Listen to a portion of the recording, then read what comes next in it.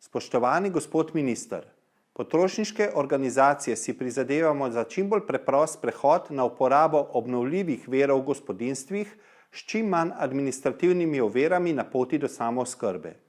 To je tudi eden od ciljev evropskega projekta Clear 2.0, pri katerem sodelujemo. Potrošnikom, ki sami proizvajajo električno energijo in jo tudi porabljajo, ne bi smeli zaračunavati nobenih dajatev. To je tako, kot če bi vam obdavčili paradižnik, pridelan na lastnem vrtu. Pozivamo vas, da pri odločanju o prihodnosti tistih, ki sami proizvajajo električno energijo ali pa se o tem šele odločajo, podprete prizadevanja evropskih potrošniških organizacij.